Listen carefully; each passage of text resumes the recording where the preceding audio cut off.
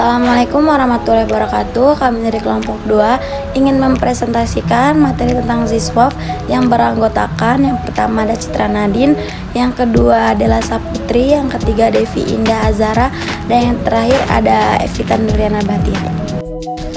Yang pertama ada zakat. Zakat adalah bagian tertentu dari harta yang wajib dikeluarkan oleh setiap muslim apabila telah mencapai syarat yang ditetapkan. Sebagai salah satu rukun Islam, zakat ditunaikan untuk diberikan kepada golongan yang berhak menerimanya. Secara umum, zakat terbagi menjadi dua jenis, yakni zakat fitrah dan zakat mal. Zakat fitrah ini adalah zakat yang diwajibkan oleh setiap jiwa, baik laki-laki maupun perempuan muslim, yang dilakukan pada bulan Ramadan hingga menjelang sholat Idul Fitri. Yang kedua yaitu zakat mal. Zakat mal adalah yang dikenakan atas segala jenis harta yang secara zat maupun substansi perolehannya tidak bertentangan dengan ketentuan agama. Sebagai contoh, zakat mal terdiri atas uang, emas, surat berharga, penghasilan profesi, dan lain-lainnya. Baiklah, selanjutnya yang kedua ada infak. Kata infak berasal dari kata anfaqo yunfiku, artinya membelanjakan atau membiayai. Arti infak menjadi khusus ketika dikaitkan dengan upaya realisasi perintah-perintah Allah. Menurut Kamus Bahasa Indonesia, pengertian infak adalah mengeluarkan harta yang mencakup zakat dan non-zakat. Sedangkan menurut terminologi syariat, pengertian infak berarti mengeluarkan sebagian dari harta atau pendapatan atau penghasilan untuk suatu kepentingan yang diperintahkan ajaran Islam. Oleh karena itu, infak berbeda dengan zakat.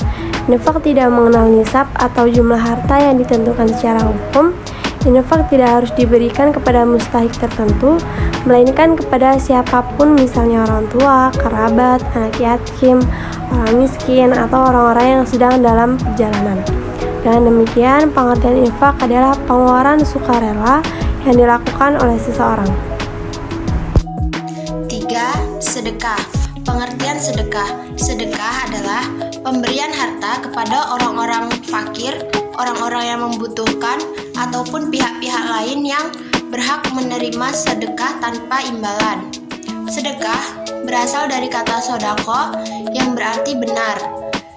Dengan kata lain, seseorang yang suka bersedekah adalah orang yang benar pengakuan imannya.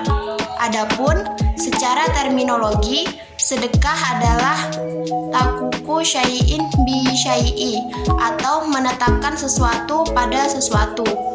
Secara umum, sedekah adalah pemberian sukarela dari seseorang kepada orang lain karena ingin mendapatkan pahala dari Allah Subhanahu wa taala.